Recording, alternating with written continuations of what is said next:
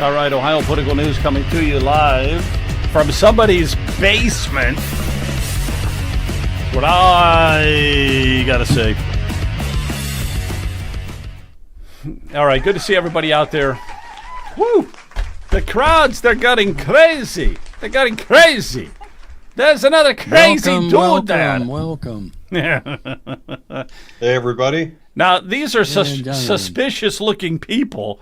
I don't know where they come from or how we get them on the air or anything like that. Yeah, I haven't seen any suspicious characters. Right. Oh, there's one. There's one. That's the suspicious one. All right, this is a really suspicious one. Yeah. All right.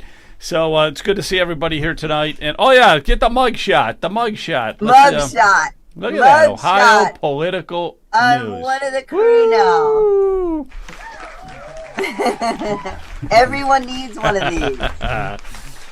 You better believe it. All right, so we got Jennifer Gross with us here tonight, and we talk about what's going on in her district, and we got to talk about political stuff because that's what we do here.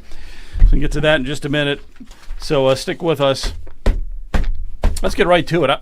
How are you today? And you've been pretty busy. The whole house, not your private house there, but I'm talking about the state house has been really busy, right? You guys are my gosh, crazy, passing all these bills. No one's looking or anything. It's amazing. We passed 31 bills on Wednesday. We started at 1:00. We did not leave. I didn't leave my office at the arrive till 2, and I was so wound up because the last bill was 56, which hopefully we'll get to. Wow. Which the last one was 56. We're waiting on the Senate, and I couldn't sleep, so I didn't go to bed until 4 a.m. and then I had a meeting at 8. My crazy, gosh. so. That is crazy. Okay, so are you guys on vacation now, or we are. You are okay? And you come back what? Do you come back in December or January? Not even sure. We Not think sure? It'll be January, February, March, something like that. Really? So it'd be a nice. Yeah, you guys should. The next thing after you're done getting signatures for abolishing property tax, you ought to lower the legislative term to every other year for 6 months.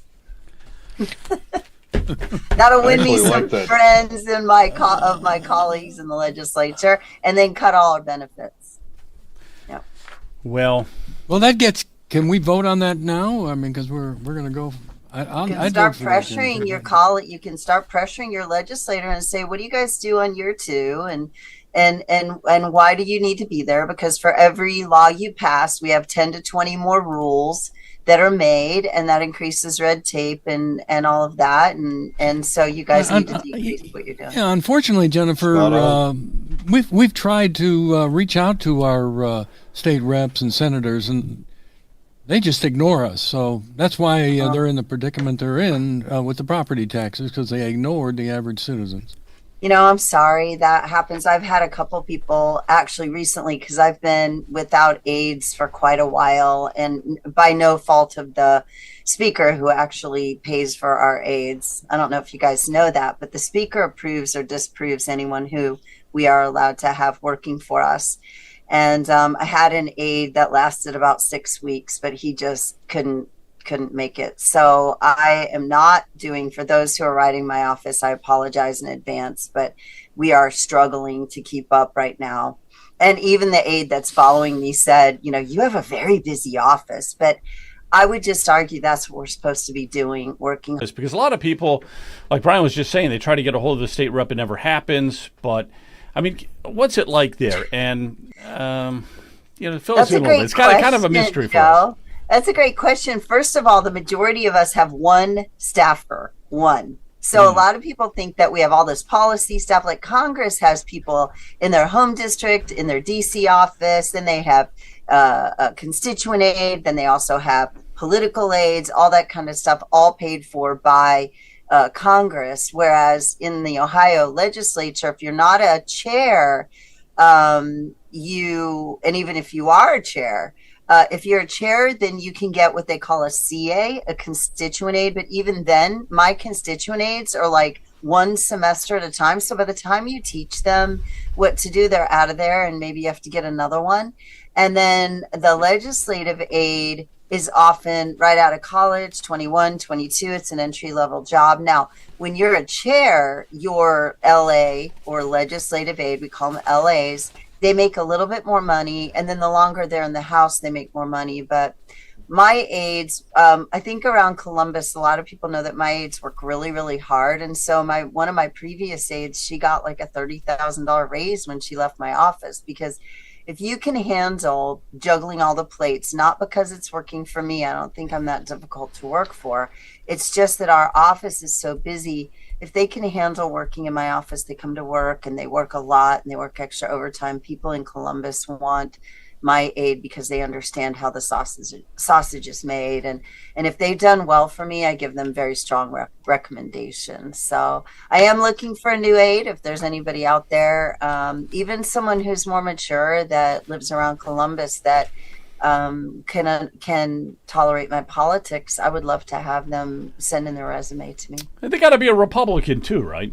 Oh yeah, absolutely, because we've had cases in the past. Of course, of course. Oh, and we do vet them. Vet them. We've had people try to sneak in. I've had people write me, "Hey, I want to work in your office." Well, I can't have someone looking at my emails and screenshotting my stuff and then sabotaging my office. So we do have to do that.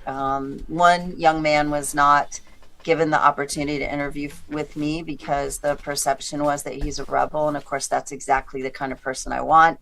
But he wasn't even allowed to have an interview. So. Looks like somebody already chatted so that they want the job. Well, they did. They just put up a chat to send their resume. Tell them to send a their resume in.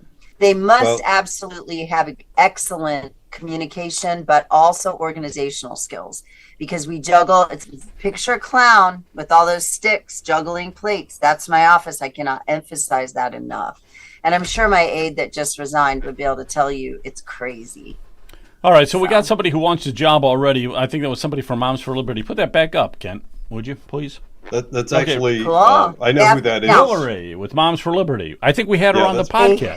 But they have to live near Columbus, and I do not want someone who's going to commute an hour and a half, because that did not work last time. Yeah, that's right. That's one thing you got to be in Columbus, right?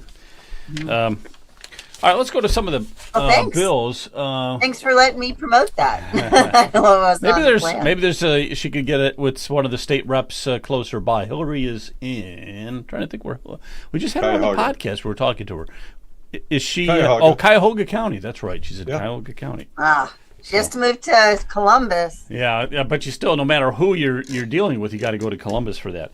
That's right. All right, House Bill 12. Let's just talk about this for a minute. So this is something that you put together. You're the sponsor for it. It's the Jeff, Dave, and Angie Patient Right to Try Act. I know it's been sitting in committee a very long time. Is it ever going to get out of committee? Is it ever going to see the light of day? So what's up with it? I have the votes. I have the votes to get it out. I could force it out of committee, but if I force it out of committee, then people won't vote on it on the floor, because the speaker, we're having discussions with the speaker. He and I are at an odds. He and my joint sponsor were at odds on how to move forward, and right now it's stuck. And the reason is because there are people, and mainly the main lobbyist of the Ohio Pharmacists Association does not want us to not allow, let me get this clear. The pharmacists want the ability to deny prescription, which is what they did during COVID, which is part of the purpose of this bill, is that if a physician writes a script, and only physicians, this doesn't cover PAs or nurse practitioners, physician extenders, this covers physicians. If a physician sees you and they touch you and they determine that you need ivermectin or budesonide, or they've determined they've tried other antibiotics or whatever it is that they've decided that you need, as long as it's not dangerous to you, and that's covered in the bill. If the pharmacist says this is a danger to the patient, all they have to do is document that. They don't dispense. But they want to be able to not dispense because they disagree with the purpose that the physician is writing the drug. That's not okay. And so we're really at a standstill. And again, I have the votes in health committee. Mm-hmm. I could force it out, but if I force it out, then anybody who, then what'll happen is the bill will be killed on the floor, because people will not go against. I've got to get. It's the speaker and I and my joint sponsor. Okay, so people don't understand, but you can have all the votes you want, but the speaker still has to bring you to the floor. Right. The speaker still has to say, yeah, we want to vote on this, and it sounds like Matt Huffman doesn't want to vote on it. But let me just let people know what House Bill 12 is about. It's a vital step forward in patient rights, expanding access to FDA-approved drugs, including off-label uses. And it's the Jeff, Dave, and Angie Patient Right to Try Act. And basically, what you're saying, what this bill is all about is when you use off-label drug use, but it's already FDA approved. Yes. So we can go to COVID because it's the perfect example. Hydroxychloroquine, ivermectin, they were already FDA approved. That's right. But not for COVID. Right. So it would be an off-label use. And that would have made it illegal. And Joe, we give 20 to 60% of all medications prescribed in the United States are prescribed off label. I love to give the example of amoxicillin. People are like, what? Yes, high dose amoxicillin, 80 to 90 milligrams per kilogram, is considered an off label prescribing of amoxicillin because the standard is a lower per milligram per kilogram.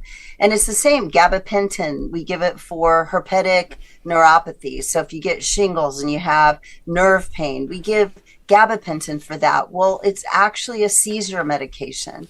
And so we give it for diabetic neuropathy too, and it isn't indicated for those things. Part of the reason that drugs aren't indicated for certain drugs is because pharma knows it costs money to do the research to get the indication. So to get that indication, they have to go back and do more research, but they already got the money from the drug. Why would they go back? We can use them off labels. I say we because I'm a nurse practitioner. We can use these medications off label. And the challenge is that I already have the medical board at neutral on this. They're supporting, this also covers physician free speech. They don't like, even if they don't like ivermectin, they should be able to speak out against it. But the ones who do should be able to prescribe it and not be harmed because they are. We have a physician who lost his job and lost his license in Ohio because he was treating something called Lyme disease. And it was chronic Lyme. I don't know how I feel about that particular diagnosis today, but I will tell you that a physician who hasn't harmed a patient should not lose their license. And so, I think it's. But all of it has to do. Some of it also has to do with this old-fashioned money.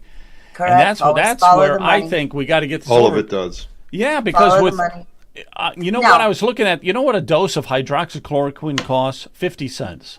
Yes. And, and a dose of the it's a really hard word for ivermectin? Remdesivir. Remdesivir. 3,200 a dose. Yes. And so it just so happens that remdesivir, that's what Big Pharma said you could use for COVID, but you couldn't touch hydroxychloroquine. And when you look at it's deeper than that. It's also the PBMs and the requirements. So they made deals with people. This is the standard of care, quote unquote. There was no standard. It was a disease that people weren't familiar with. And then they all get money and there's kickbacks, and PBMs are really an issue with this. And I know I'm picking fights with pharma, but I have my experience in those areas. I'm not anti-new novel treatments and medications for disease, but the research has to be legitimate, and obviously pharma is biased toward their research, and rightly so, because it costs a lot of money, but we can't harm people in the process. I do want to get back to 12 though, and Joe, I do want you to know I have given an email to the chief of staff. This is hot off the press. I've given them a list of medications that if they don't feel comfortable doing everything carte blanche, if they would give 6 medications, if those medications could be prescribed by physicians without fear of retribution and required to be dispensed by pharmacists, and 3 of those medications are ivermectin, budesonide, and hydroxychloroquine. So if we can get those drugs prescribed as needed, and we know that there's a lot of new data coming out about ivermectin and fenbendazole and all those things from Dr. Peter McCullough and others, we can really open up an opportunity for patients to have free, not free treatment, of course, for healthcare, but I mean, have that relationship restored and partially restored between them and their provider. And that's really what this bill is all about, restoring that relationship between you and your physician. I mean, the damage done to a physician and the relationship with their patients. I mean, people who love their actual patients. The damage done during COVID has not been repaired, and this bill would help partially restore that relationship. So yeah, and I love the bill's name too, Jeff, Dave, and Angie. I mean, all three of them died. That's right. Jeff, and they was could in be my living. district. They might be living if they could have got hydroxychloroquine. In Jeff's case, the nurses gave the court ordered the nurses to give ivermectin to Jeff. He began to get better, but even then, behind the scenes, the nurses that were actually in the facility, somewhere I know someone who has a text of this, they made fun of the other nurse who gave it, and then they made one of the agency nurses actually give the medication because no one would do it, and they were making fun of the wife and Jeff and all of that. It was just a really sad thing. And then the courts, one of the local justices removed the forced administration of ivermectin, and then Jeff died. And my friend Julie, they were both in my district, and so that's why Jeff's on the bill. Yeah, that's a really sad story there. Hey, I'm going to switch gears here and go to voting, and I'll get the other guys. I'll get Brian and Jonathan talking on this too. But are you familiar with the Senate Bill 293? It's to safeguard integrity for the elections, and what it's doing is it's getting rid of the 4-day grace period that we have in effect with our elections now, which I think is ridiculous. So the way it is in Ohio now is that if a ballot arrives 4 days after election, it still gets counted. This bill, Senate Bill 293, says, forget it. If your mail-in ballot doesn't arrive on election day or before, it ain't being counted. And I think this is fantastic because we know with mail-in ballots, especially with mail-in ballots, that's where all the cheating takes place. It's so easy to cheat with a mail-in ballot, and it's so hard to do it in person. And I've heard the clawback on this saying, well, you can't trust the post office all the time to get it there. Well, then don't mail it, right? Just go in person, pull the lever, or whatever you have to do. But yeah, so that sounds like a pretty good bill. Let me get these other guys in here. Wait, Brian, how you doing?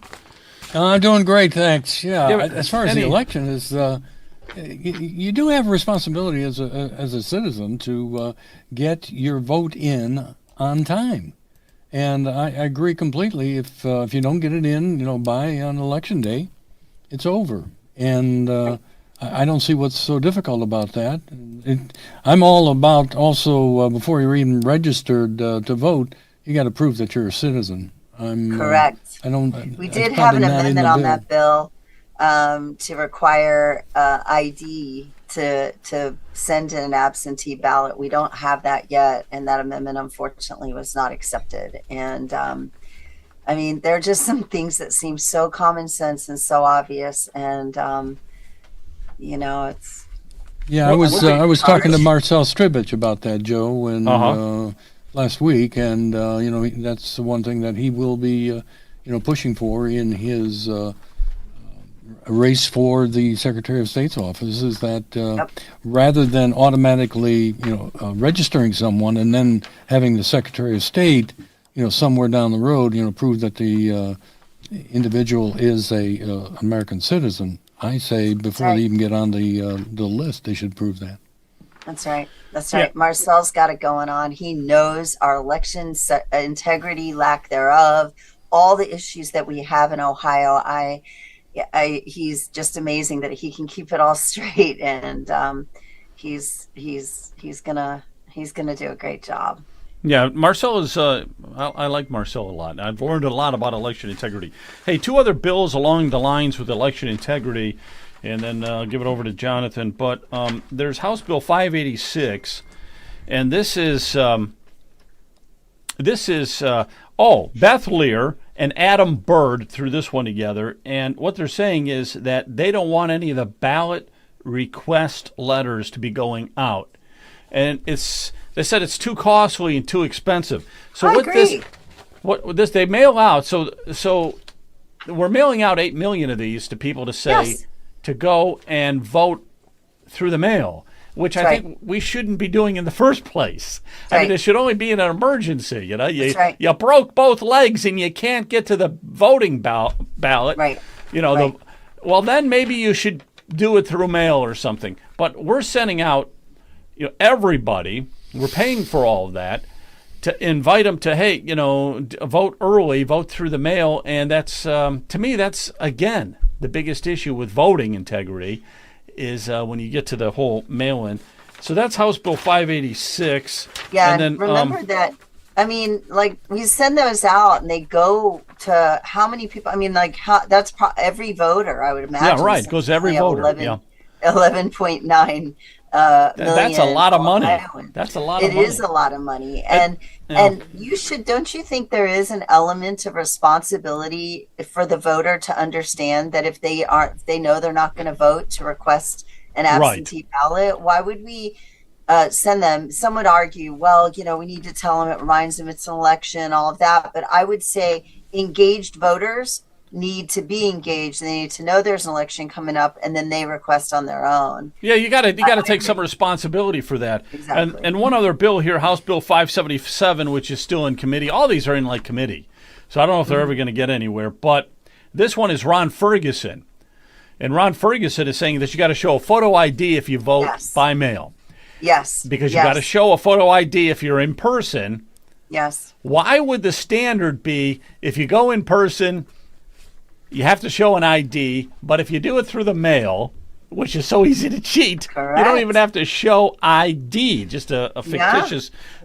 We also, I have a bill that's being worked on right now with Ohio for Truth, and it's residency verification. It's crazy how we double back. We check to be sure the residency is verified, but we never really did. And so we're checking with false data to make sure. I mean, it's like, wow, we don't have a sure identification confirmation, and people can vote for 4 years before they fall off the voter rolls, if they gave a wrong social security number, all of these types of things. So we definitely have some areas that we can do better with election integrity.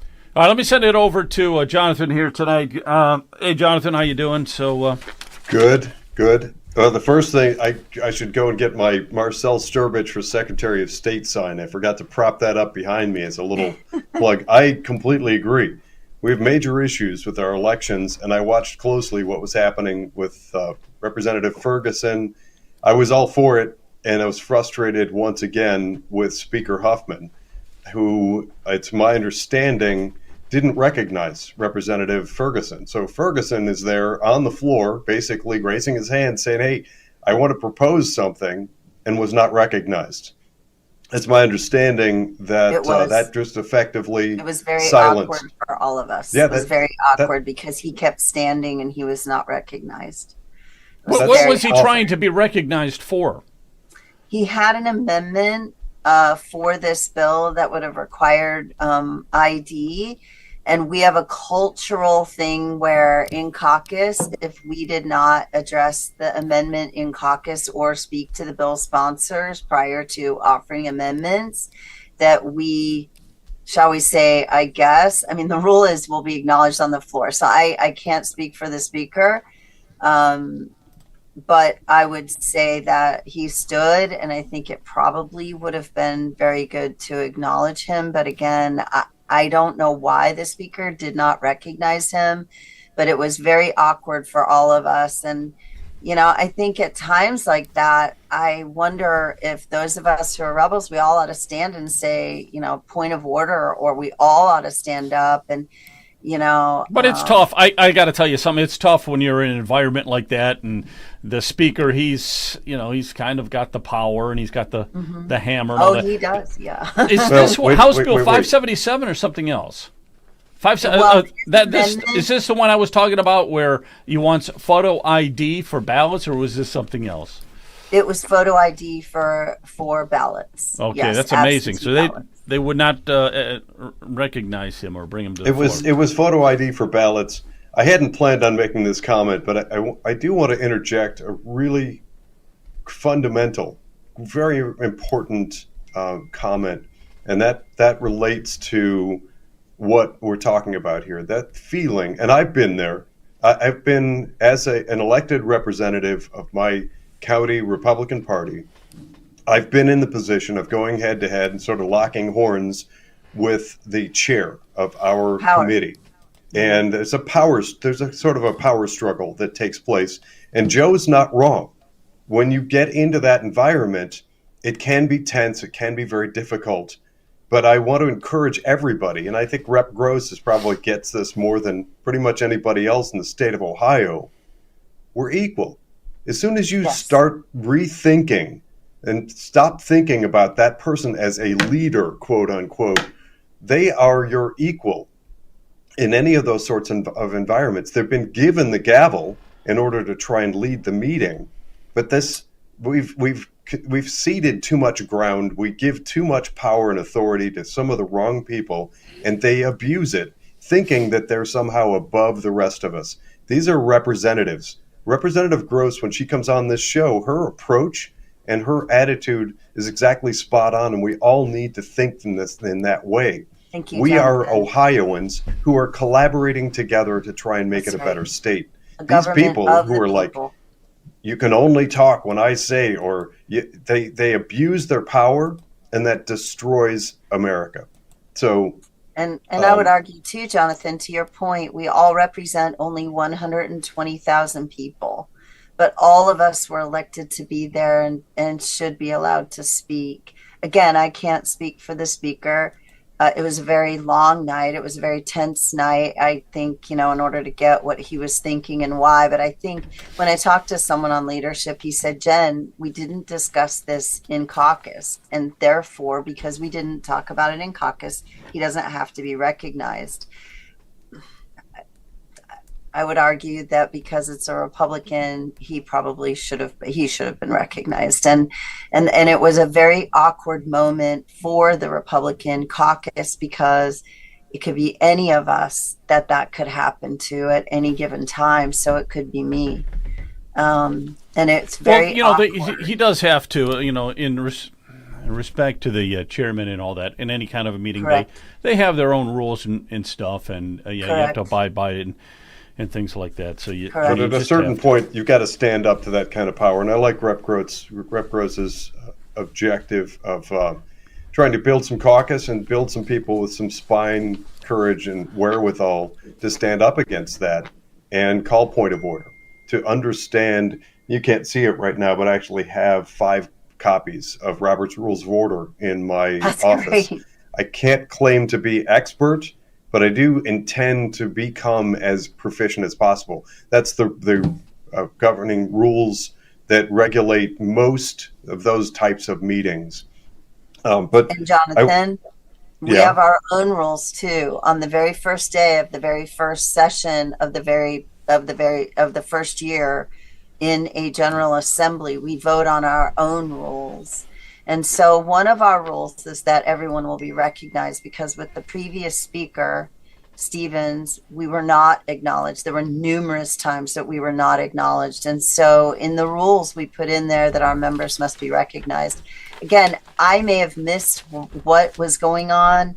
All I remember is the awkward silence. Just to give an example, like, were any of you guys the last one not picked for soccer or kickball or what? I mean, it was just a very awkward moment. And I still have nightmares from that. Yeah, not being picked. I would like, pick me. I'm here. But wait, wait a minute. Let's see what this says. I believe it will pass 3 or 4 to 1. Problem number 1: if it takes away any local control. Number 2: we must now look at Columbus for local funding. 3: what the heck? Yeah. Okay. So all right, let's get on to the subject here. I want to get on to another subject here real quick. Russ is one of my. Wait, did we move too far away from the? Yeah, but I got to move on here. I got to move on because we got to keep moving. We got to keep on some kind of a topic here. All right, let's talk about. How about this reading proficiency with schools? Do you want to talk about that a little bit? Okay, so here's what I found. This just came out, and a decade ago, Ohio legislators, state legislators, enacted a mandatory third grade policy. Okay, that was like 10, 12 years ago. Third graders who do not read proficiently are 4 times more likely to drop out of high school. So the key was third grade. You had to reach this proficiency at third grade. All right, but in face of a lot of criticism, state lawmakers gutted the system, gutted the whole requirement 2 years ago. Okay, so now, even if you have reading deficiencies, they just push you along. So let me give you some examples here. 98% of third graders are pushed on to grade 4, 98%, even though statewide only 61% are proficient readers. Wow. In Garfield Heights, here in Cuyahoga County, Garfield Heights, Maple Heights, 99% of third graders were pushed on, just about everybody. But only 39% could read proficiently. And in Cleveland, 86% moved on, but only 33% could read proficiently. I just want to get a thought or two on that, if that's a discussion.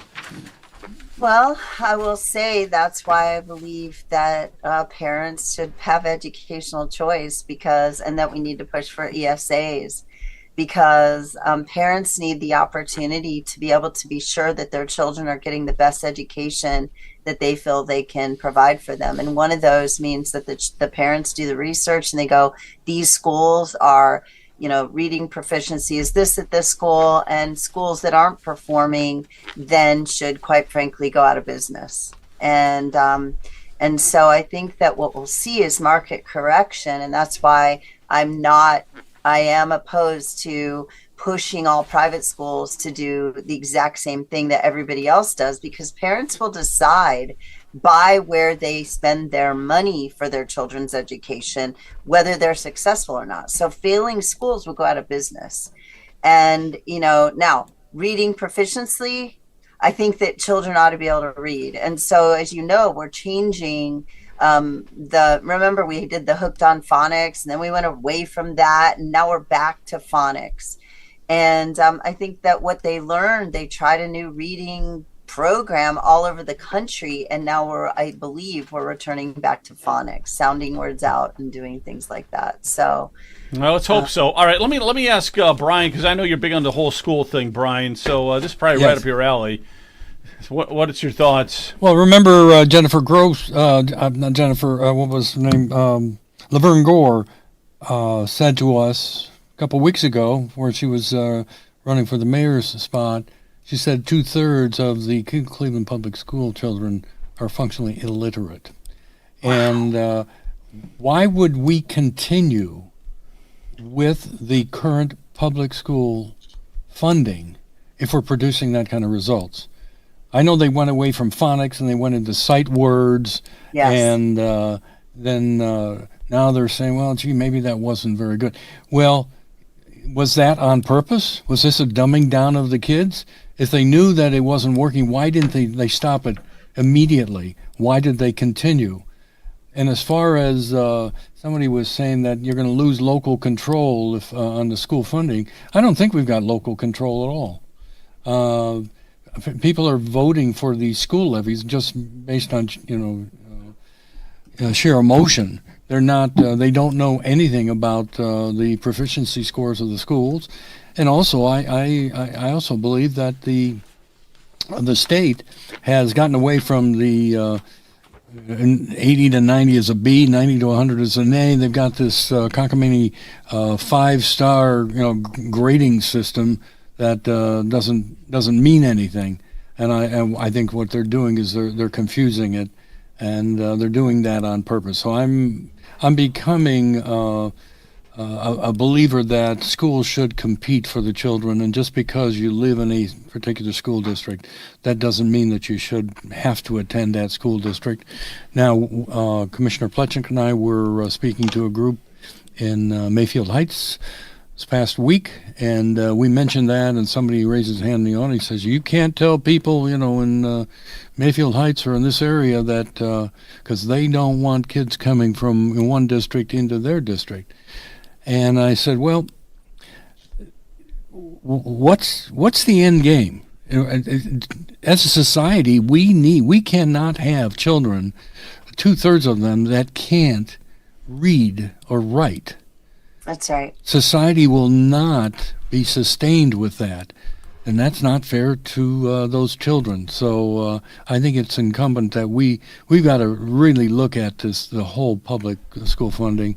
And Well, and Brian, I'm starting to let's- believe homeschooling may be the answer. And let's remember, homeschoolers want nothing to do with the essays. They want nothing to do with government money. And sometimes I think they're the smartest ones ever because they're like, get the gut, leave us alone. Just let us do what we want to do and leave us alone. And that's perfect. But let's also remember that over 70% of all Republicans and over 60% of all Democrats want educational choice. And because it is a majority, super majority of both Democrats and Republicans, that is the place we must go. And I would argue one of the best ed choice systems is Arizona. And then also we need to decrease, regulatory burden on, well, you can only have this textbook and you can only have that costs money. And we need to ease up on that. And I like the ESAs where our non-public, non-charter, we have tax credits where you can donate up to $750 per person and get a tax credit in Ohio on your property tax. Certainly if you don't pay $750, you're not going to get $750 back. But if you're paying $1,500, a family of two, a couple of two filing jointly, you can get dollar for dollar $1,500 back if you give a scholarship money to one of the schools on the list that the state provides. So that's a really great thing. We have Community Montessori and we have Mars Hill Academy and all these down here in Southwest Ohio where people can donate. And now's the time, November, December, and then you get dollar for dollar back in April when you file your taxes. That helps parents who need a little extra bump in cash and scholarships. The schools can offer a little bit more money for scholarships. So, yeah, and people are telling us so that they believe that the schools really define the community, and I'm saying, well, you certainly can write a check if you feel that your local school it defines your community, and you want to make sure you're supporting your school. Write a check. There's nobody's saying that you can't write a check. I'm just saying, don't make me pay for it. Where does it say that I've got to pay for the education of somebody else's child? It's that real estate thing. We have grade A schools. And so I would argue that the majority of voters vote yes on school levies because they're protecting their property taxes. So it's really fascinating because, it's in one, I will tell you, over 80, I don't know what our numbers are exactly, 85 to 90% of every levy that we just had in November passed. Oh, yeah. Okay. So they all passed. They all passed. We're aware of that, and we're telling people if they continue to pass these levies and property taxes, they're funding their own demise. Right, but then they come to us and say, you're the problem. You do something about the property ones that taxes. need to fix this, even though we keep voting our property taxes up. Right. Like 92% of the renewals passed. Like almost every single library passed. We've talked renewals about that. They changed the renewals to continuous. Yeah. Well, there's a disconnect between understanding the implications of passing those and that sort of feel-good moment of continuing to pass those things and recognizing that has a direct impact on property taxes. As insane as it sounds to say that, I think a lot of people don't realize there's a correlation between the two. So two things I'm going to interject. One is that earlier, while talking about House Bill 12, I had some direct communication with Stephanie Stock from Ohio Advocates for Medical Freedom, and I have her authorization to read a statement on behalf of Ohio Advocates for Medical Freedom because that's what we can do here. on this independent news channel, we can throw the punches. And on behalf of Ohio Advocates for Medical Freedom, Stephanie Stock writes the following. Ohioans wanted House Bill 73, and Steve and Matt Huffman destroyed it in the Senate. We brought it back as House Bill 12 this year. That's my added comment. And we have the votes in the House Health Committee and on the floor. The only man standing in the way is House Speaker Matt Huffman. OAMF is calling on all Ohioans who care about medical free speech and maintaining access to life-saving drug prescriptions by their doctor without obstruction from pharmaceuticals to tell Huffman to allow the vote on House Bill 12. That's a direct statement from Stephanie Stock, Ohio Advocates for Medical Freedom. She's been a guest on this program. Go find Stephanie Stock and Ohio Advocates for Medical Freedom. Follow her on social media and track this thing. Ohioans, we need you to get loud now. Now is your chance to turn things up, send emails, make phone calls, and let's turn the heat up on this thing. Now, on schools, just as a representative example, because I guessed it would make a good one, I pulled up Euclid Schools in Cuyahoga County. Euclid Schools is reporting an overall 35.2% proficiency for their entire school district. The most recent financials are $25,356 per pupil. The total expense is in the millions and millions of dollars. When you're talking about literacy, I happen to be looking right now at Ohio Department of Education, and I see 33.4% English language grasp of English language, ESL. We have 33%, 35% overall proficiency in this district, spending $25,000 per kid. And I can tell you, if you go and visit Euclid, what they've done, one of the many things that they've done that's completely backward and breaking the community, intelligence, and the next generation of children and driving people into homelessness, they just built this massive monstrosity high school that is giant, that they can't afford. Joe has shown videos of others like Cleveland Heights and maybe even Euclid. I forget which one it was. It was Euclid. Track now. It was Euclid. These crazy, it's massive. giant, massive high schools. They don't need them. What they need is actual education. That's not happening in this building. At that price point, at $25,000 per pupil, you should be graduating PhDs in physics, for heaven's sakes. It's done all over the world, except we can't seem to figure out the formula to get it done here in Ohio. That's frustrating and really disappointing. Yeah, that Euclid school system, it's massive. It's like you would need RTA to get from one end to the other. It's just so big. Wow. And Brunswick. I was by Brunswick just recently, too. And a lot of tax dollars, a lot of property tax money being spent in Brunswick. They got a nice, big, beautiful school that they're building out there. Massive. These schools are huge. They're too big. I have a question, look up Brunswick. guys. On the property tax, I'm getting several trustees, one of mine, but also one that was not mine, came to me about a month ago. And how do you answer this question? If property tax is abolished, or when it is, because I do believe it passes, when property tax is abolished, the question is then, doesn't the power then go to the state? Brian, I think this one's for you, probably all three of you. But how, because it's my trustees who are arguably some of the best. I have the best mayor, of course, in the state. Unfortunately, he's retiring and moving on. But I have some really great trustees, and I think that it's wise to listen to what they have to say. And that is, the power then goes to the state to make the determination as to where the money goes. Remember, right now, the more affluent communities pay more tax to pay for the less affluent communities. So the richer suburbs are paying more in property tax to kind of even out the playing field. How is that going to look? And what are you guys proposing? Because it actually, my two trustees are like, this gives more power to Columbus.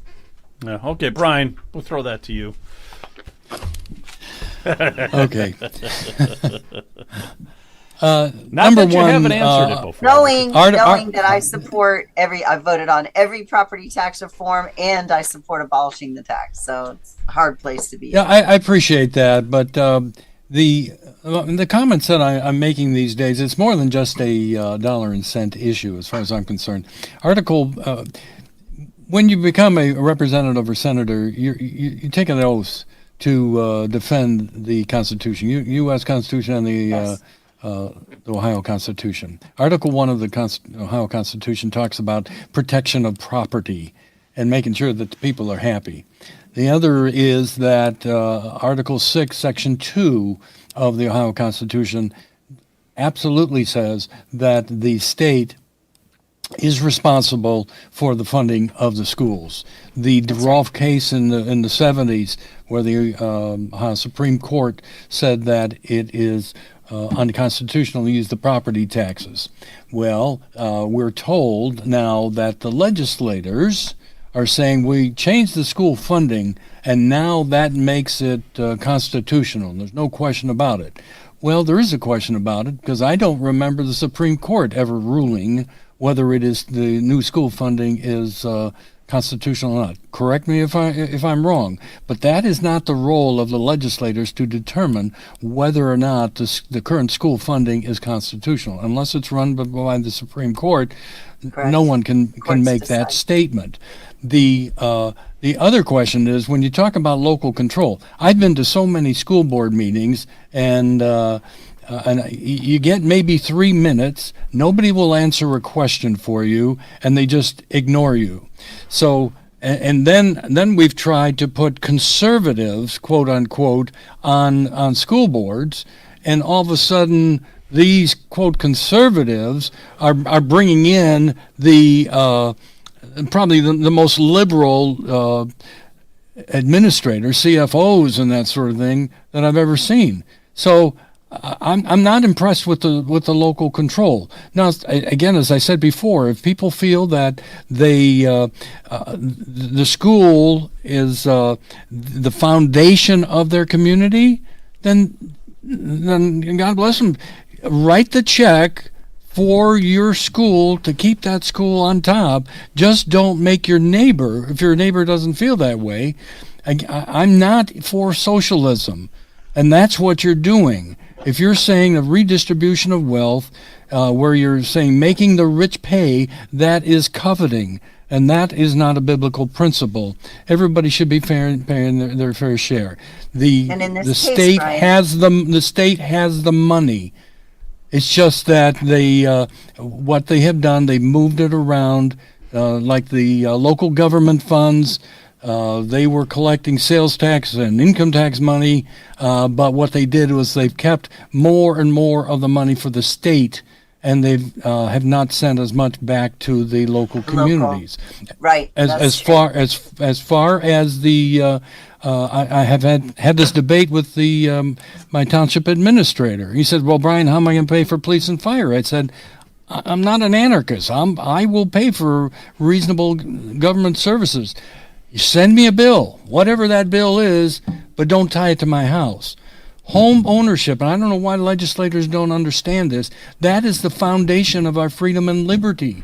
Without home ownership, what are we but serfs to the government?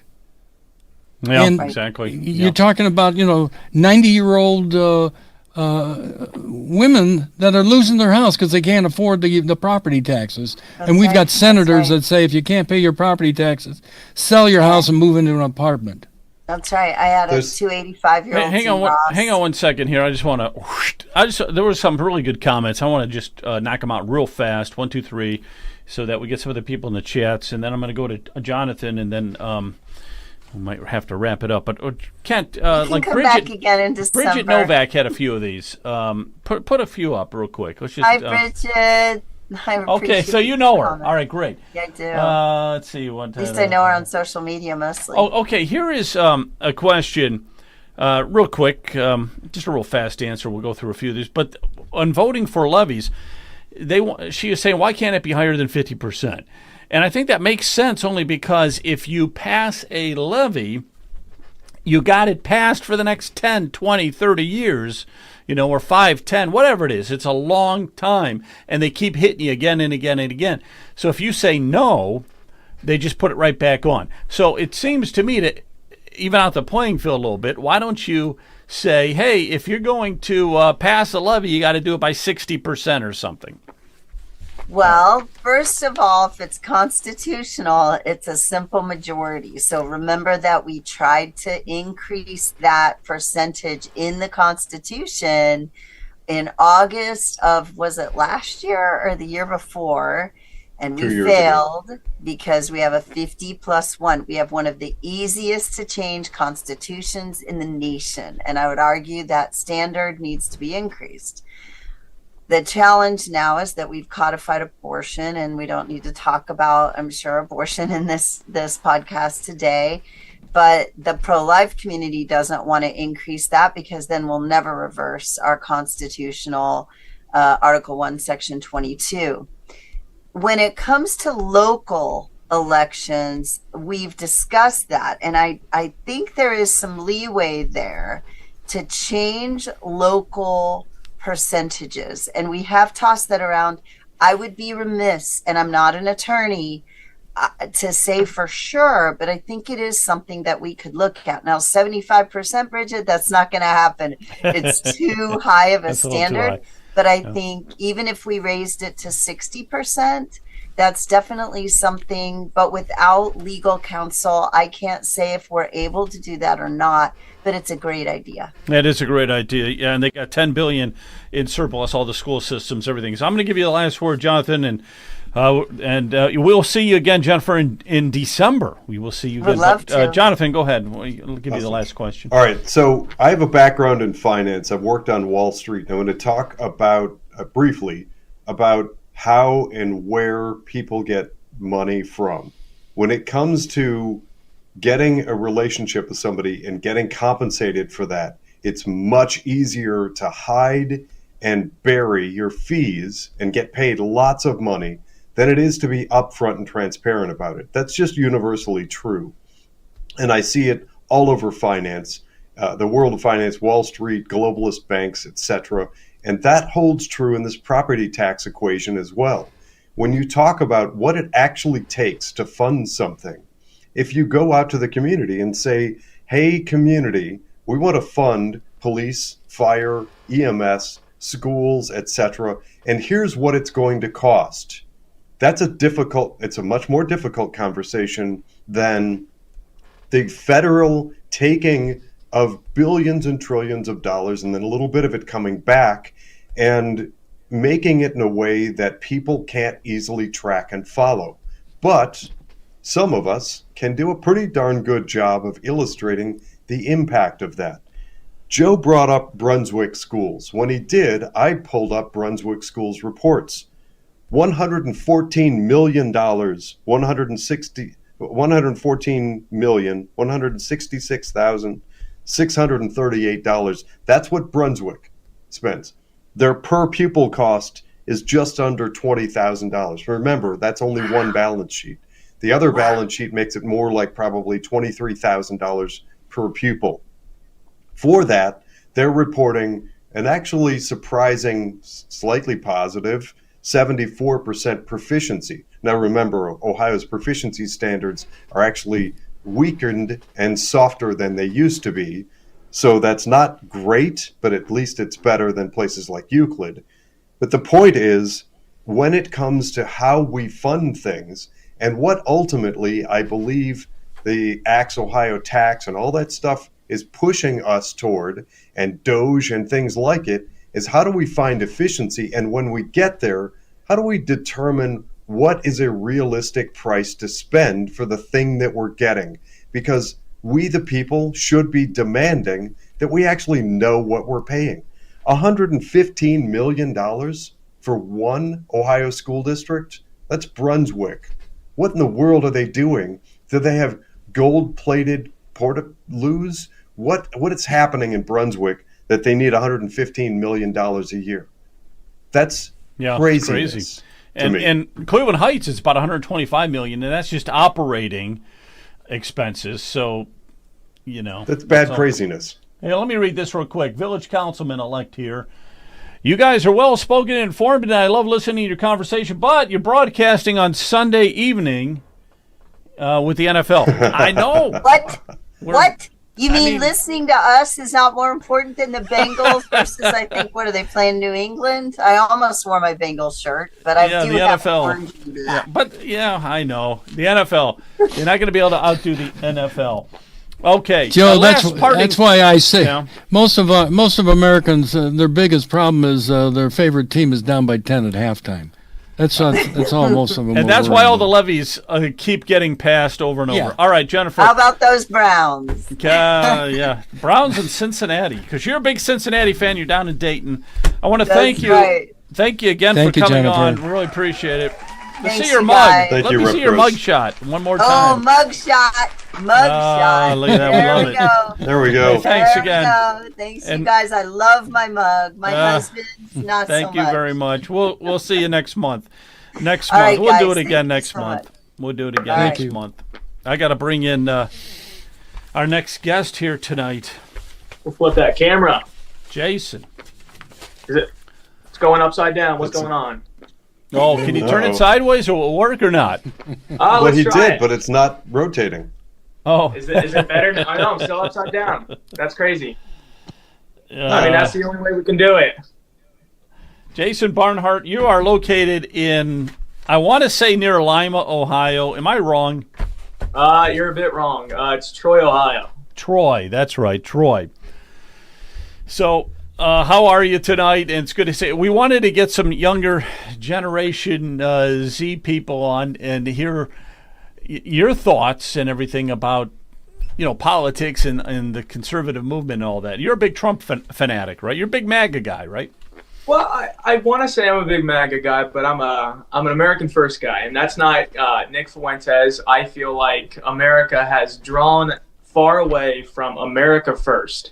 And before any political party alignment, I'm an American First, and that's the biggest thing. So yeah, I voted for Donald Trump. I'm a supporter, but I love this country first. All right, a couple of things you wanted to talk about tonight. I think you wanted to talk about some local races. You're going to have to fill us in on what those are specifically.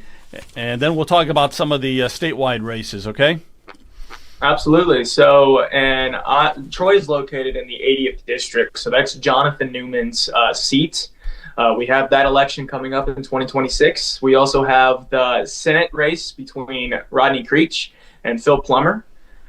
So, I mean, it's pretty exciting over in Troy right now. We have John Husted versus Sherrod Brown, and then we have Vivek versus Dr.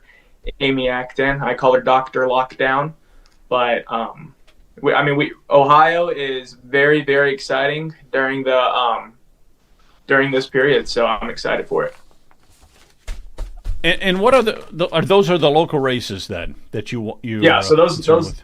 those are the local races compared to our state. Well, I guess they're statewide because they're state rep and state senate.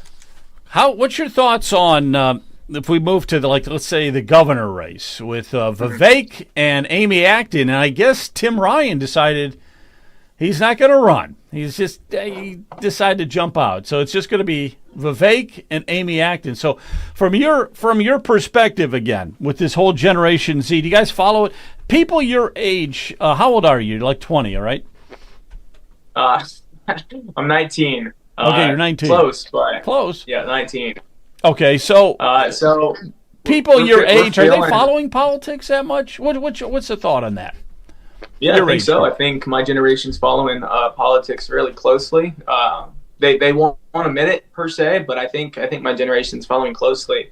A lot of people that I talk to on like the conservative side, they're not fans of Vivek so forth, I guess, because it feels like everything that he says, and this is what I get from people. Everything that he says, I feel like it's Donald Trump's face instead of Vivek Ramaswamy's face.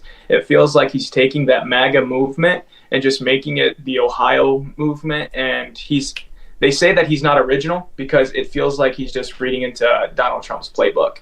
And that's my generation. That's a lot of people in Troy and Piqua area. So I think the polls right now, I don't think that's really real. If it's 46 to 45, Amy acting up, there's no way that that's true. Amy No, I was saying the mean, same thing too. That is so. But you know what? It was a very left-leaning pollster. It was yeah. It was Bowling Green State University, and there's been a few other. There was a teachers union that put out a poll that marvelously had it like tied. But these are not reputable polls. You can't believe them, and I wouldn't put any stock in it. She is her fundraising is pretty weak. I have never believed in poll numbers in my entire life. I think poll numbers are the biggest liar that you'll ever see. Even if it's so close to the election, don't ever believe the polls. Believe in your gut. And if you think that Vivek has your, so if you have support for Vivek, then you should go out, vote with your conscience and vote with your heart. Make sure you do the research, because a lot of people don't do research anymore, and it's kind of crazy. So, I mean, it's kicking off.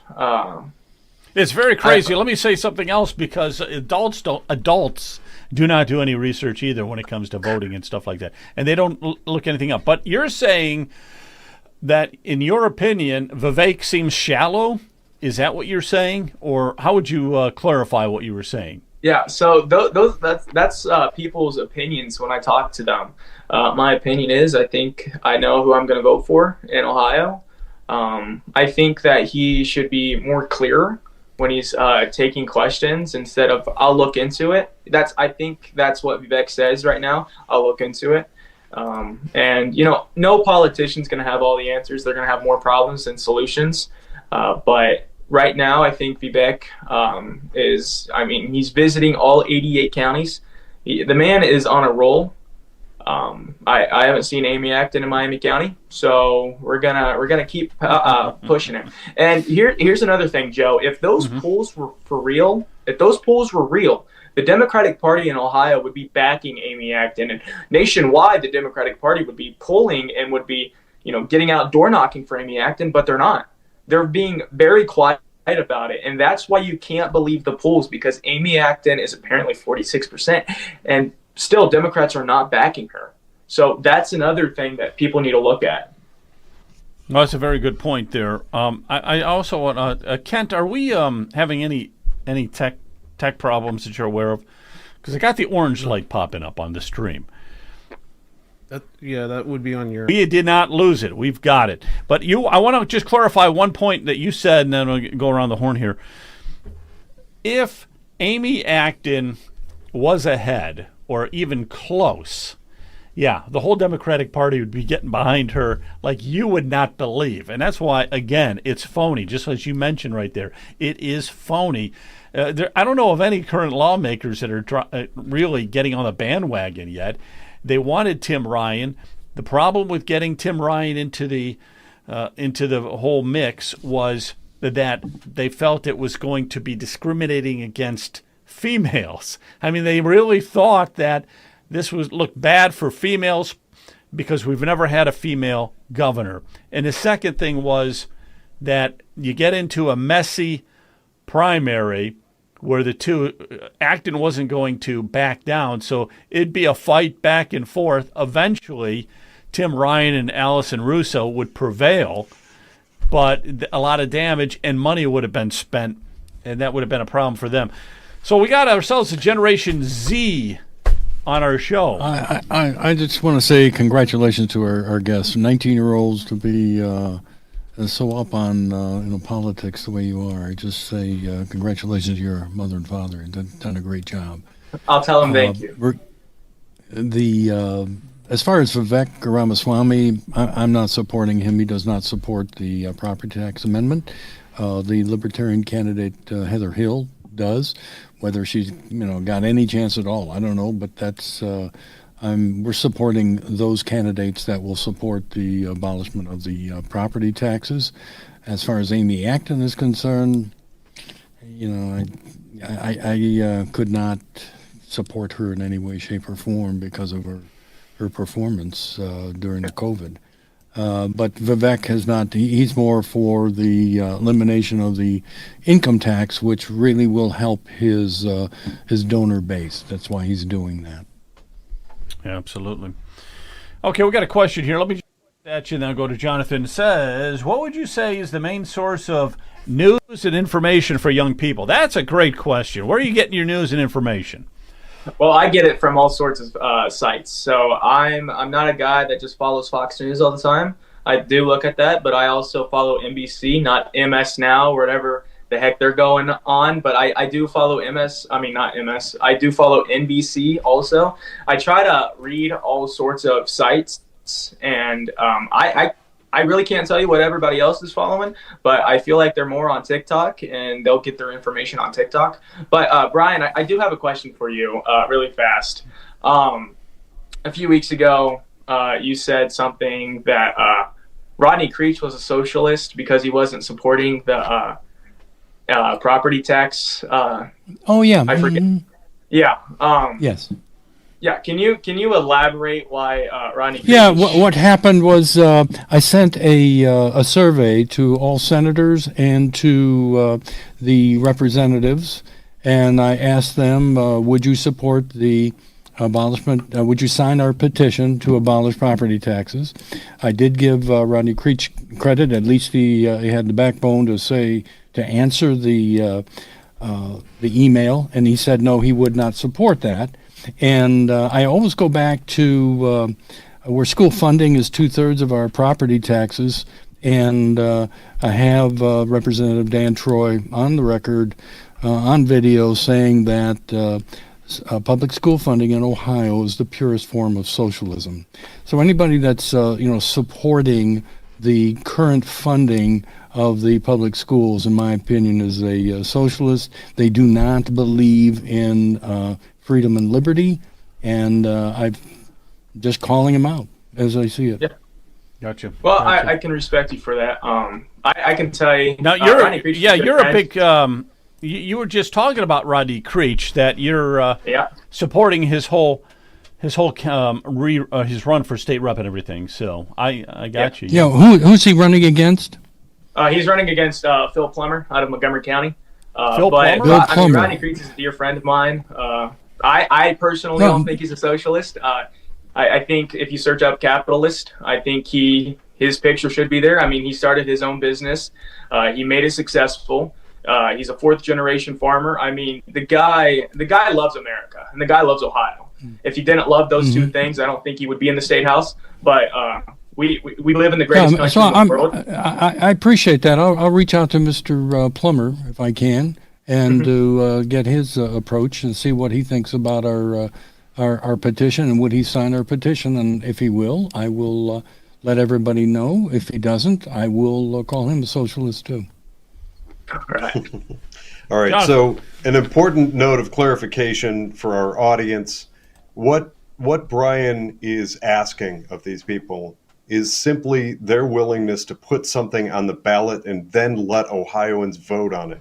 And anybody who takes the stance that we, the people, shouldn't be afforded the opportunity to vote on an issue, that, to me, I take umbrage with that. I have a major issue with that, especially that stance from an elected representative. I don't have any direct awareness of whatever it is that Creech, Representative Creech, responded with. I haven't actually seen the questionnaire in question, and that's really just lack of it's communication between Brian and myself, and that's fine. I didn't ask for a copy of that, but I do feel it's important enough for me to step in and clarify at least my position on this thing. Any issue, if it's important to the people of Ohio, should make it on the ballot, because that's a major stepping stone toward we, the people, feeling like we have a voice in government again. Right now, it's fairly universal that people don't feel that they have a representative voice in government. They're fed up and frustrated with a lot of our supposed representatives who we elect into office, and then they seem to sort of turn into these little mice. These people unwilling to go out there and fight for the interests of we the people. For that reason, this ballot initiative to eliminate property taxes is very important to us. And that this dismissive concept of like, well, no, I don't think it should be on the ballot. Anybody that has that is a major problem in my book. That's all I wanted to say on that. Two more things. The first is, don't trust any of these polls. A while ago, when I saw that preposterous poll that showed up with ridiculous Amy Acton that nobody likes ahead of Vivek Ramaswamy, I did something that I think everybody should be paying attention to. And not that everything's a popularity contest, but these days elections kind of are. I pulled up a couple social media sites, and I see that Amy Acton on one has 27,000 followers. On the same site, Vivek Ramaswamy has just under 700,000. On a separate social media site, I see that Amy Acton has 13,500 followers to Vivek Ramaswamy's 3.6 million followers. So nobody's really paying attention to Amy Acton. People are paying attention to Vivek Ramaswamy. That having been said, there is a key point that our guest made, and that goes to voter turnout. It's very possible that the left can be agitated into voting because they think that Amy Acton represents some sort of grand new freedom for them, or whatever. We've seen it before, or like this sort of moral imperative. We must have a female governor, and they'll set everything else aside and they will go into a frenzy of voting in order to achieve that thing because it feels morally virtuous or something. We saw it in the conversations when Hillary Clinton lost, and we saw it in the placement of a recent Supreme Court justice who was selected according to Joe Biden because she was a black female. Those aren't qualifications. If we on the conservative, on the right side, the America First, those of us who actually care about meritocracy and skill and capability, if we care, we will find representatives and people for office who actually give a darn, and then we have to get out into the streets and go door to door and use social media, use our spheres of influence to get our people out to the polls and voting. For heaven's sakes, we just got hammered in the last elections because that exact thing happened. The left were driven in massive droves to the voting booth, and our side, I don't know what we were doing, sleeping and watching the ball game or something, because we didn't vote. Voter turnout is the key, but if these social media numbers are any indication, I don't think Amy Acton is within a mile of Vivek Ramaswamy at this point. Yeah, no, we're definitely not. Now, Joe, can I ask our guest a question? You can in just a second. In just a second, you can ask a question. I got to bring on another guest here. Yakov, I think, is out there. Yakov, are you out there? Yeah, I'm here. Let me bring you on too, because you're another Generation Z. So I'm just going to bring you on here and show everybody. There you are. Good to see you. How's it going? All right, we're going to get with you in just a second. Brian, what's your question? And Jason, stay on as well. We'll have both of you. We're going to dueling Generation Zs here. Yeah, I've read that the first-time home buyers, the age for first-time home buyers have gone from 30 up to 40 years of age. And then Donald Trump proposes that we now have 50-year mortgages.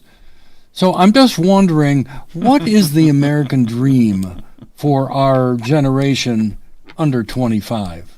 Do they have an American dream anymore? They have an American. Yeah, do they have an American? Hey, let me throw this to Yakov real quick. Jason, I'll come right back to you, okay? Yakov, what do you think? How you doing? It's good to see. Now, you are an Orthodox Jewish 23-year-old from Cleveland Heights, and it's good to see you. And you're also very conservative, and so we'll get to all your Generation Z stuff. But what do you think about a 50-year mortgage for someone, for the young, just in general? What do you think of 50-year mortgage? I think it's being marketed in a way that's, they're trying to push it like it's something that will help increase housing affordability, but it's really just serving as yet another, I I mean, it's pretty dystopian. People are going to be buying houses and not actually owning them until they're, especially if they're my age, not going to be owning them until they're already retired. I don't really see. You asked if the American dream is still alive. I think that we have to keep dreaming if this is what if this is what we're being presented with. Now, of course, it's just an option. You can always get a regular 30-year mortgage, but I think it's kind of an alarm that this is even necessary, that people would even consider such a drastic option it's crazy. to opt to never own their home. Yeah, that's absolutely crazy. Jason, what do you think? If you're in your 30s, you'll be in your 80s when you finally pay your house off. If you live that long. Yeah. Well, if God's willing, God's willing. But I mean, it is crazy. But I feel like the American dream is still alive. We still have people crossing our border legally now. ICE is taking care of all that. People want to come to America to have the American dream, and I do think the American dream is still alive. But yeah, the 50-year mortgage plan, wow. Like I said, if God's willing to have me be in my 80s when I'm still alive, then I'll still be around and hopefully have my house then. Yeah, the problem with a 50-year mortgage, though, is it's just all you're doing is renting, really, more so than anything else. It's just one long rental. Hey, let me ask you a question here. Let's talk a little bit about the Sherrod Brown, John Husted. Any thoughts on that race? I mean, there's a lot of thoughts.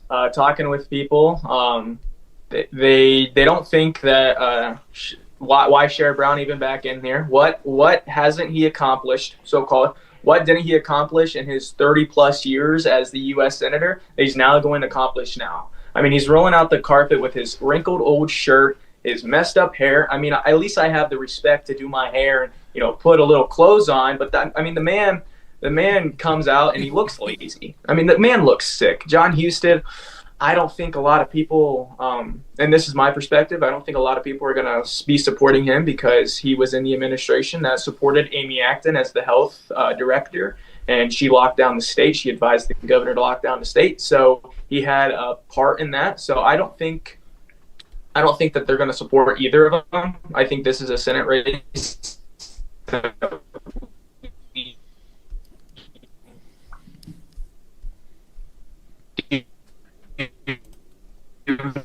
Yeah, I think I'm losing your connection a little bit, Jason. Let me go over to Yakov for a minute. Yakov, I really wanted to talk to you tonight because you're an Orthodox Jewish person, and the whole idea with that was nope. Wait a second. Okay.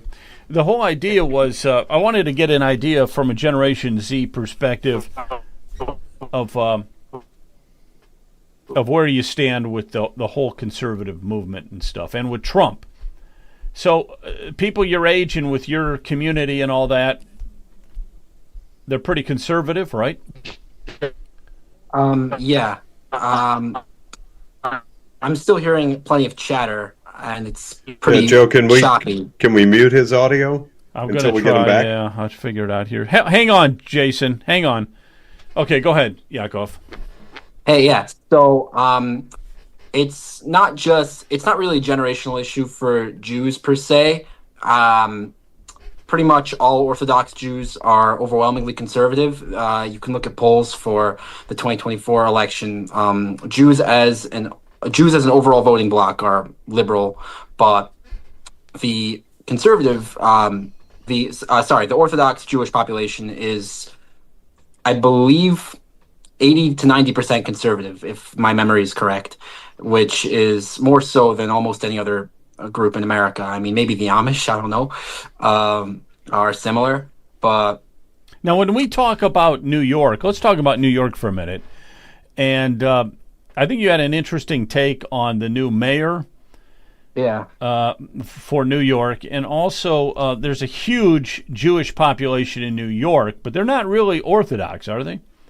Well, I don't know the exact percentage of the New York Jewish population that's Orthodox. I would assume it follows the national trend of approximately 10 to 15% of the Jewish population there. So there are approximately 1 million Jewish New Yorkers. So that would put the Orthodox Jewish population at 100 to 150,000.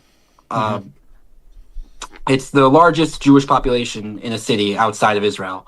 It's incredibly massive Jewish community, the largest on the continent. But Now, they're not very conservative, are they? In general, is that why no, Mamdani got elected, or what's your thoughts on that? yeah. So I don't know how Orthodox Jews voted, but I know that the Jewish population as a whole did not vote for Mamdani. They were highly concerned about his about allegations of anti-Semitism on his part.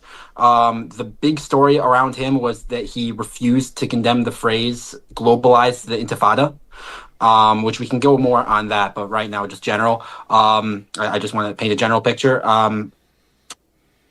Because there was a general consensus among the Jewish community that Zoran was, if not anti-Semitic, at least very iffy.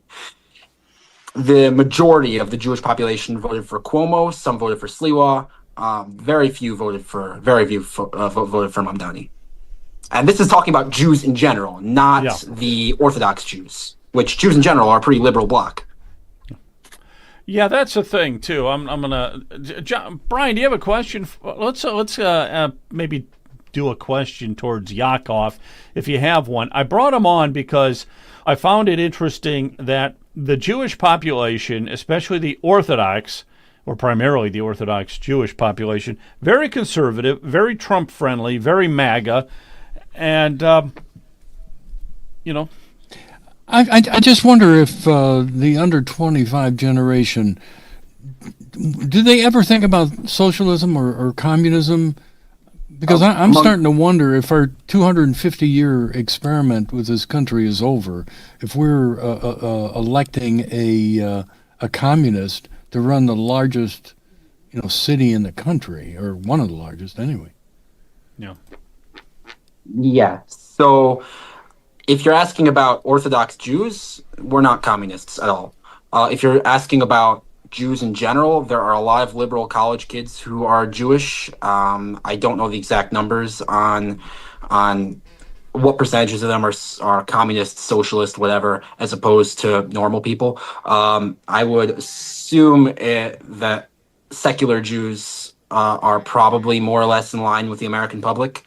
That being a worrying number of Generation Z being communist. Do I think that the American experiment is over? I generally try to remain optimistic because this is the only country that this is my home. I really, if it fell apart, it would be devastating to countless, like almost everybody I know.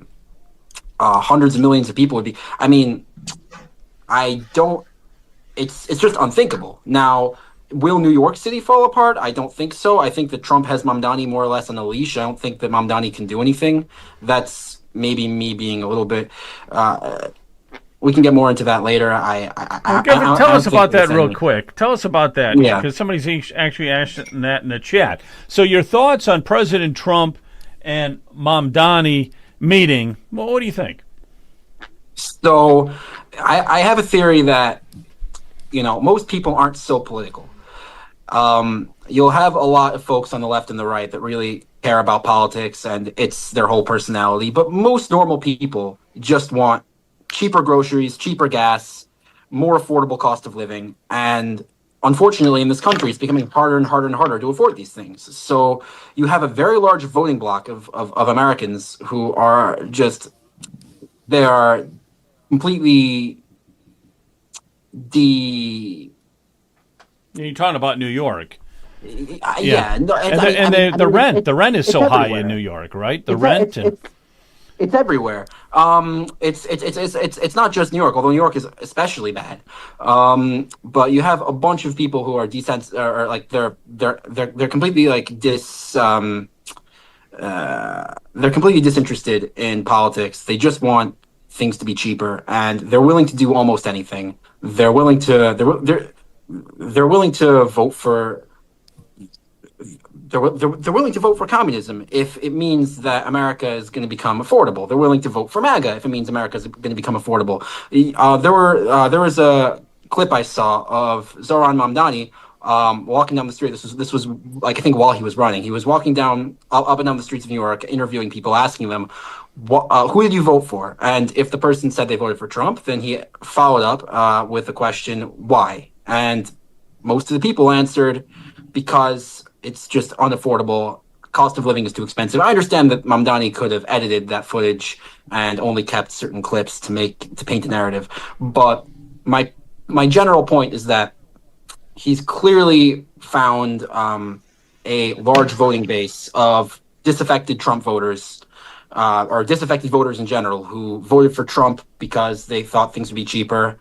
First year in, nothing's cheaper. They're angry, and this is how they show us that they're willing to do anything to get cheaper groceries and cheaper cost of living. They simply either they don't believe he's a communist, or they do and they don't care. They're that desperate.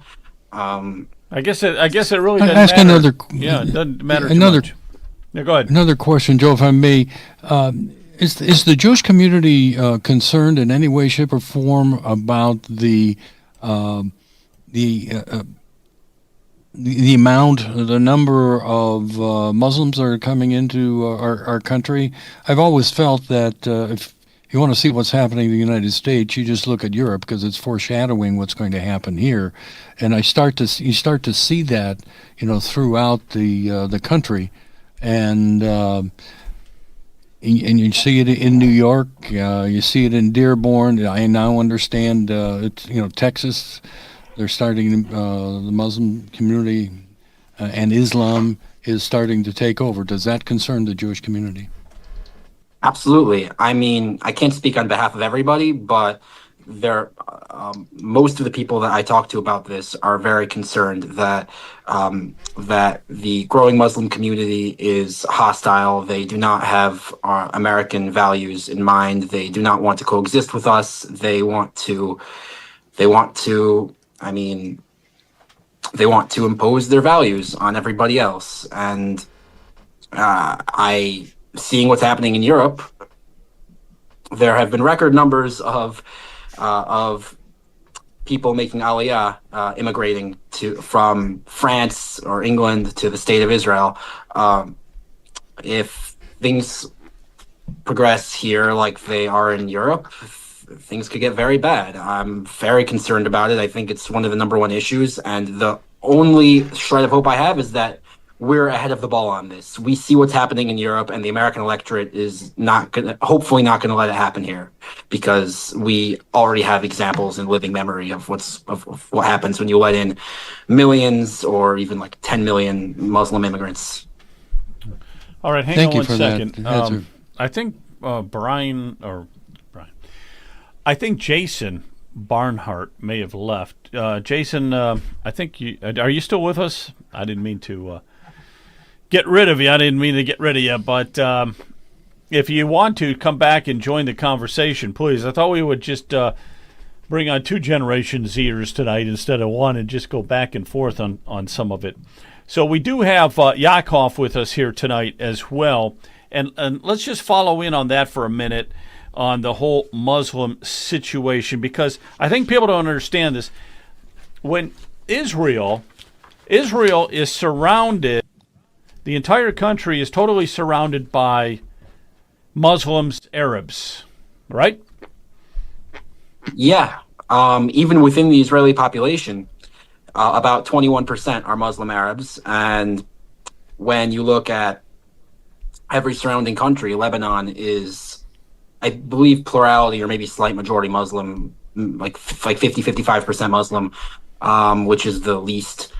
Jordan and Egypt and Saudi Arabia, yeah, they're all completely Islamic countries with Sharia law enforced on their populations. And ultimately, that's what the pro-Palestine movement, not every single branch of it, but the ones that actually have fighting power, that's what they want to impose on Israel. They want to take it over, make it Palestine, and impose Sharia law.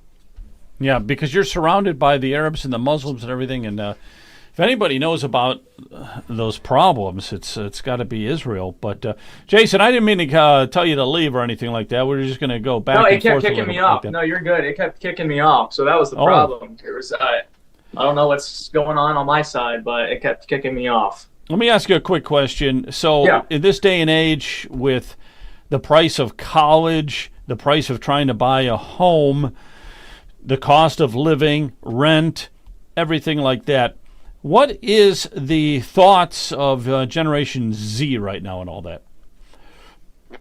I mean, I can't speak for all of us, but for my thought, the world's an evil place, and the only thing that I can do today that'll make my life a whole lot better is seeking God, getting into Scripture, and that's the thing that I focus on. That's number one in my life.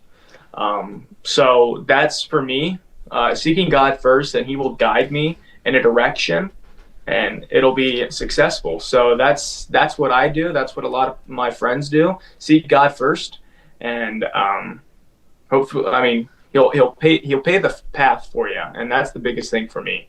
We were talking about a lot of Muslims and all that stuff.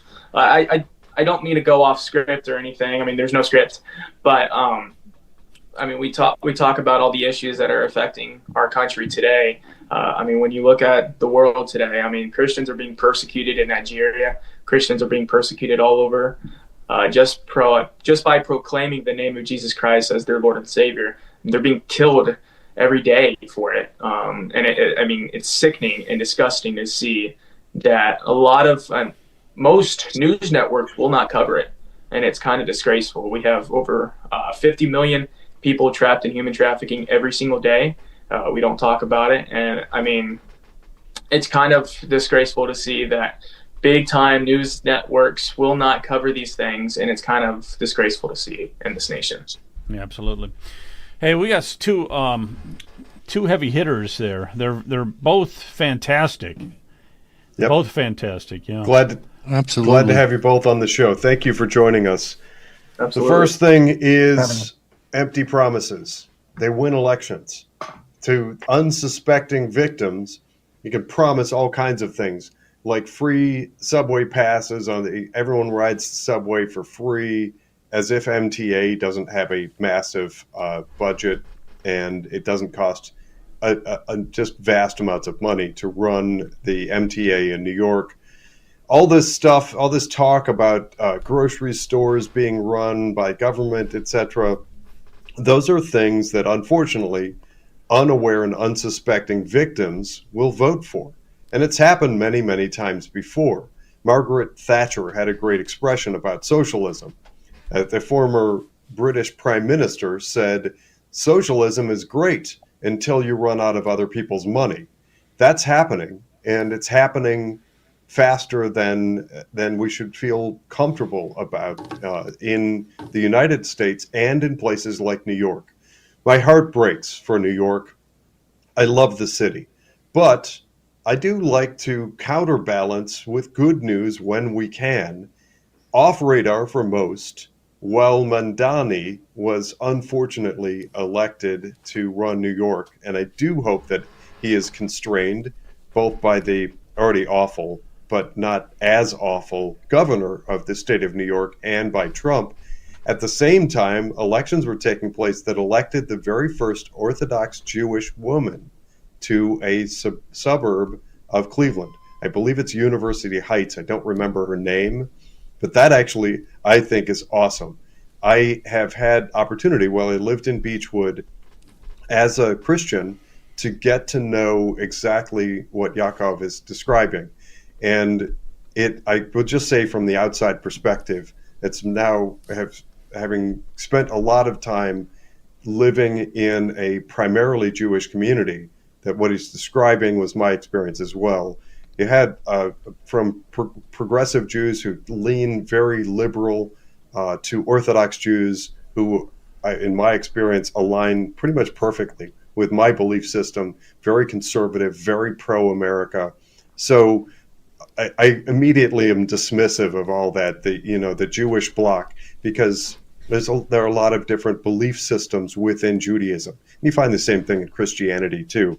So I wanted to make that comment, but also when it comes to understanding the threat of the Islamification of America, I suggest everybody look up and become familiar with the Clarion Project. That is another Jewish conservative named Richard Green. He's been a friend of mine for a long time. The Clarion Project has been tracking and calling out and working in the intel, closely adjacent to the American intelligence agencies, in tracking Islamic groups within the United States and figuring out who the bad actors are. I remember as far back as probably 2017 going to a presentation that Richard did for Clarion Project. You can find Clarion Project online. And for me at least, for those and a number of other reasons, I tend to follow very closely conservative Jewish organizations because, as far as I can tell, and I get so frustrated with a lot of this stuff from like Tucker Carlson and everything, as far as I can tell, everything that they're fighting for in these conservative Jewish organizations is all the same stuff I'm fighting for. Figure out and uncover the Islamification, to call out the bad actors who are funding those pro-Palestinian marches and movements, and the people chanting from the river to the sea on college campuses, which, by the way, in case anybody's left out there that doesn't know, that's calling for genocide. That's calling for the extermination of Jews.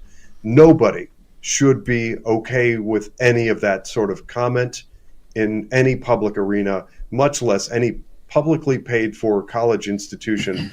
I'm furious, and more people should be. The last piece. I made myself some notes here so I wouldn't forget things. And Yaakov is exactly right. Look what's happening in Europe. I lived briefly in Germany as an exchange student, and part of my heart is still there. I started paying close attention to Germany, and then France and Paris in particular, and parts of Europe, and then the 8 cities within the UK that are now Muslim run. Muslims have been elected, and as a result, you do see these major areas that are no-go zones for people who are not Muslim, that have Sharia law.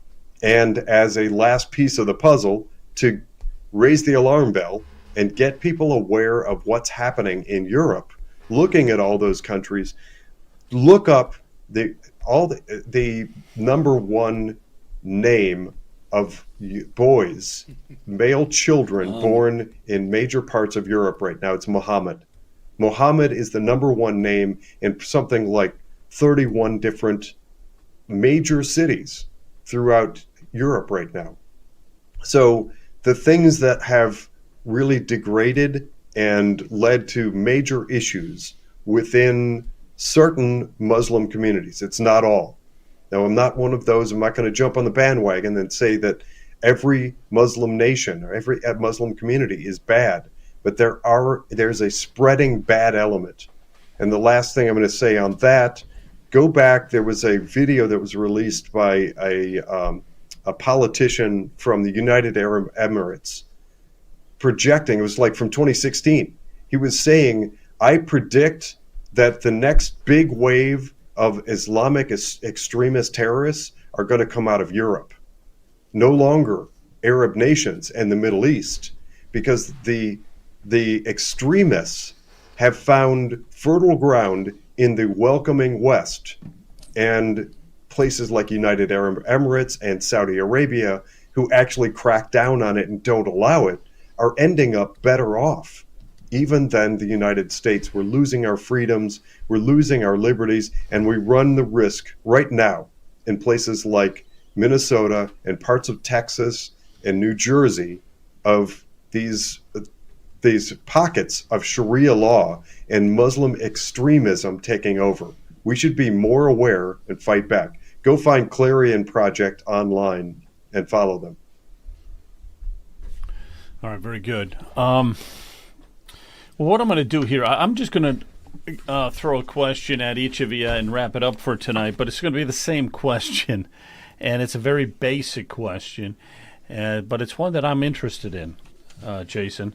So, it's a basic question of why did Generation Z vote for Trump's? Why did they go so heavily for Trump?